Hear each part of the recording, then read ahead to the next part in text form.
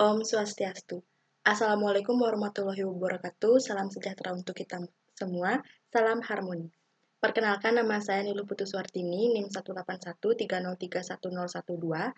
Pada kesempatan kali ini, saya akan menjawab revisi tes awal praktikum uji protein. Baik, kita langsung ke soal yang nomor 1. Apa yang Anda ketahui tentang protein? Jawabannya, protein berasal dari kata protos yang berarti paling utama. Protein merupakan senyawa organik kompleks yang berbobot molekul tinggi, yang mana merupakan polimer dari monomer-monomer asam amino yang dihubungkan satu sama lain dengan ikatan peptida.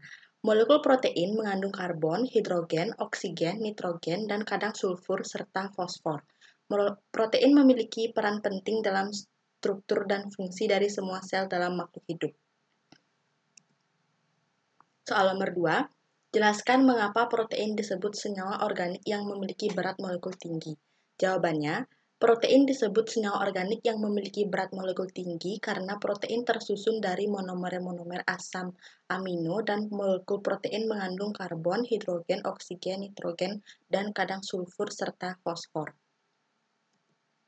Soal nomor 3, ditinjau dari strukturnya, protein terbagi menjadi 4 jenis protein. Sebutkan dan jelaskan jenis-jenis struktur protein dari sisi ikatan yang terkandung dalam masing-masing struktur protein tersebut. Jawabannya, struktur protein bisa dijelaskan dalam 4 pengertian, yaitu struktur primer, struktur sekunder, struktur tersier, dan struktur kuartener. Nah, yang pertama yaitu struktur primer. Struktur primer protein adalah sekuens dari asam-asam amino penyusun membentuk kerangka peptida. Dalam struktur ini, asam amino yang menyusun protein terjadi secara susunan linier, satu ikatan belum memandang ikatan yang lainnya. Yang kedua itu ada struktur sekunder. Struktur sekunder protein adalah gabungan antara segmen peptida membentuk satu pola reguler. Protein sekunder terbentuk karena terjadinya penggulungan atau lipatan pada rantai polipeptida linier sehingga akan memberikan bentuk 3 dimensi yang disebabkan karena ikatan hidrogen yang membuat rantai polipeptida menjadi saling mendekat. Nah, adapun untuk struktur sekunder ini terdapat 2 jenis, yaitu yang disebut dengan struktur helix alfa dan struktur beta dan juga campuran. Jadi ada 3. Nah, struktur helix alfa memiliki bentuk seperti pegas yang melingkar di mana ikatan hidrogen berperan pada pembentukan struktur seperti pegas tersebut.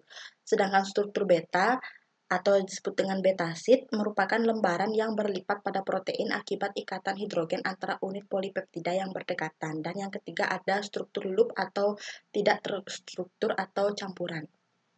Kemudian ada struktur tersier. Struktur tersier adalah penjelasan tentang keseluruhan molekul protein yang membentuk pilihan menjadi 3 dimensi. Protein tersier terjadi karena adanya interaksi hidrofobik dan van der Waals yang berkontribusi pada pelipatan dan pembentukan struktur protein di mana sifat itu didapat dari gugus R atau rantai samping dalam asam amino. Nah, struktur tersier ini masih dalam bentuk satu domain. Dan yang terakhir ada struktur kuartener. Struktur kuartener adalah gabungan dari bentuk 3 dimensi protein menjadi satu agregat raksasa. Nah, dalam struktur kuartener ini satu domain bergabung dengan domain yang lainnya. Nah, ini merupakan struktur yang saya sebutkan tadi, yaitu yang A ini adalah struktur primer, kemudian ada struktur sekunder, ada struktur tersier, dan juga struktur kuartener. Baik, soal nomor 4, sebutkan fungsi protein bagi kesehatan manusia. Jawabannya, fungsi protein bagi kesehatan manusia diantaranya, yang pertama, memperbaiki sel-sel tubuh yang rusak. Yang kedua, suplai nutrisi yang dibutuhkan tubuh. Yang ketiga, protein berfungsi dalam hal pembentukan beberapa jenis hormon yang mengendalikan fungsi-fungsi tubuh yang melibatkan interaksi beberapa organ. Yang keempat, pembentukan enzim untuk meningkatkan laju reaksi kimia dalam tubuh. Yang kelima, sebagai pembentuk antibodi yang dapat membantu mencegah serangan penyakit dan infeksi pada tubuh. Yang keenam, membentuk jaringan dalam masa pertumbuhan dan perkembangan tubuh. Yang ketujuh, memelihara jaringan tubuh, memperbaiki serta mengganti jaringan yang rusak atau mati.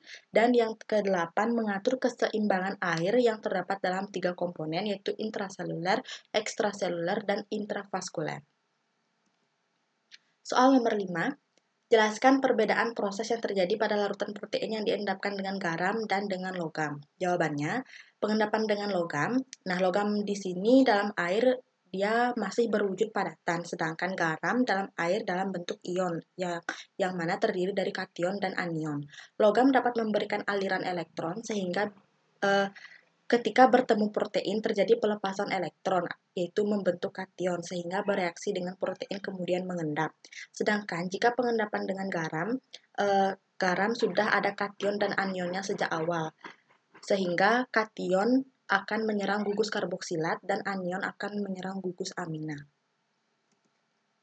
Soal nomor 6, berikut adalah proses pemurnian protein dengan teknik dialisis. Jelaskan kapan dan di mana proses dialisis dilakukan. Nah, jawabannya, pemurnian protein dilakukan dengan cara dialisis menggunakan kantong selofan. Kadar protein ditentukan berdasarkan metode Lowry. Proses dialisis dilakukan ketika ginjal tidak lagi mengeluarkan cukup limbah dan cairan dari darah untuk membuat kita tetap sehat. Ini biasanya terjadi ketika kita hanya memiliki 10-15% dari fungsi ginjal kita. Saringan semi-permeable protein tidak boleh keluar.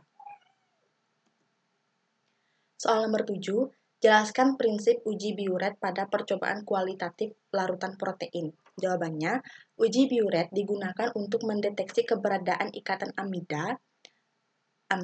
Biuret terdiri dari campuran CuSO4 dan NaOH. Jika suatu bahan ditetesi biuret lalu terbentuk larutan warna ungu, artinya bahan tersebut mengandung ikatan peptida atau mengandung protein. Dalam larutan basa, biuret memberikan warna ungu dengan CuSO4. Reaksi ini disebut reaksi biuret. Kemungkinan terbentuk kompleks Cu2+ dengan gugus C rangkap O dan En berikatan dengan H.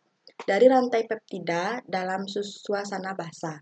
Di peptida dan asam-asam amino kecuali histidin, serin, dan treonin tidak memberikan uji positif. Soal nomor 8, pengendapan dengan garam ada peristiwa salting in dan salting out. Jelaskan perbedaan kedua konsep tersebut. Baik, perbedaan salting in dan salting out adalah salting in adalah peristiwa bertambahnya kelarutan dari suatu senyawa organik dengan penambahan suatu garam dalam larutannya. Misalnya, putih telur ditambahkan garam sedikit demi sedikit sehingga mempercepat kelarutan garam, karena ion yang ada pada garam dan putih telur diseimbangkan sehingga larut.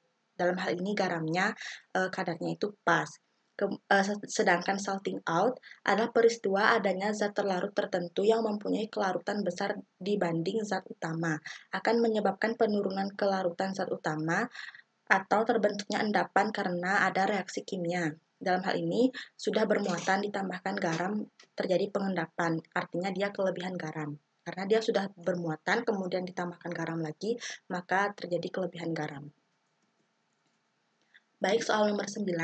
Apa yang terjadi jika larutan protein ditambahkan dengan bahan dan reagen larutan NH42SO4? Apakah ada perbedaan yang terjadi bila larutan protein ditambahkan Na2SO4? Jawabannya, ada perbedaan bila larutan protein ditambahkan dengan Na2SO4. Perbedaan yang terjadi yaitu pada kerapatan dan kuat tarikannya. Larutan protein ditambahkan dengan bahan dan reagen larutan Na2SO4, kerapatannya lebih tinggi dan gaya tarikannya lebih kuat dibandingkan dengan larutan protein yang ditambahkan dengan NH42SO4. Soal nomor 10. Uji koagulasi larutan albumin telur sebanyak 5 ml ditambahkan 2 tetes larutan asam asetat 1 molar, kemudian dipanaskan dengan penagas air selama 5 menit sehingga terbentuk endapan. Jelaskan perbedaan koagulasi dengan pengendapan. Jawabannya, perbedaan koagulasi dan pengendapan dapat dibedakan dari cara proses tersebut membentuk suatu endapan. Pada koagulasi, secara sederhana disebut juga sebagai penggumpalan atau pembekuan. Pada koagulasi terjadi proses penggumpalan partikel koloid karena penambahan bahan kimia sehingga partikel-partikel tersebut bersifat netral dan membentuk endapan karena adanya gaya gravitasi. Koagulasi juga berhubungan dengan reversibel. Koagulasi koloid, dalam hal ini fasenya masih cair, dia bisa larut kembali sehingga disebut dengan reversible. Sedangkan pengendapan terjadi karena kadar atau konsentrasi zat dalam larutan melebihi nilai kelarutannya atau melebihi solvability-nya, yang dapat terjadi karena volume larutan berkurang atau jumlah zat yang bertambah. Nah, pada pengendapan, endapan di sini langsung dia menjadi padatan, bisa larut dan juga bisa tidak larut, artinya reversible dan irreversible. Soal nomor 11, jelaskan mengapa larutan protein dapat mengendap alkohol. Jawabannya, alkohol dapat mengendapkan protein karena gugus fungsional dari alkohol lebih kuat mengikat air sehingga kelarutan protein dalam air berkurang. Pada protein ujung C, asam amino yang terbuka dapat bereaksi dengan alkohol dalam suasana asam membentuk senyawa protein ester. Pembentukan ester ini ditunjukkan oleh adanya endapan yang terbentuk. Alkohol juga mampu merusak ikatan hidrogen di antara gugus amida yang terdapat dalam struktur sekunder protein, sehingga protein kehilangan air dan akhirnya mengendap. Soal nomor 12, jelaskan contoh aplikasi pengendapan protein dengan logam dalam kehidupan sehari-hari. Jawabannya, contoh aplikasi pengendapan protein dengan logam dalam kehidupan sehari-hari yaitu proses mencetak rambut dengan alat catok yang disebut dengan catokan rambut. Nah, ini merupakan gambar dari alat catokan rambut. Soal nomor 13, jelaskan contoh aplikasi pengendapan protein dengan garam dalam kehidupan sehari-hari. Jawabannya, contoh aplikasi pengendapan protein dengan garam dalam kehidupan sehari-hari adalah pembuatan tahu. Soal nomor 14, apakah jenis pengendapan yang digunakan pada proses pembuatan tahu lombok? Jawabannya, jenis pengendapan yang digunakan pada proses pembuatan tahu lombok adalah pengendapan protein dengan garam pada titik isoelektriknya, tanpa atau dengan penambahan zat lain yang diizinkan. Soal nomor 15, jelaskan temuan percobaan optimasi pengendapan albumin dengan variasi suhu, pH, dan konsentrasi etanol dalam plasma darah melalui metode simple lattice design. Simak artikelnya di website tersebut. Nah, jawabannya, pada penelitian ini dilakukan proses optimasi menggunakan metode simple lattice design agar diperoleh komposisi variasi parameter yang optimal dari 7 komposisi variasi parameter untuk mendapatkan albumin dengan kadar yang cukup tinggi.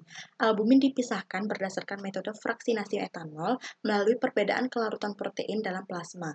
Berdasarkan uji ANAVA, ketujuh komposisi variasi parameter yang dibuat menunjukkan perbedaan yang nyata dengan rho sama dengan 0,0282 atau lebih kecil dari 0,05 dan F hitung lebih besar dari F tabel.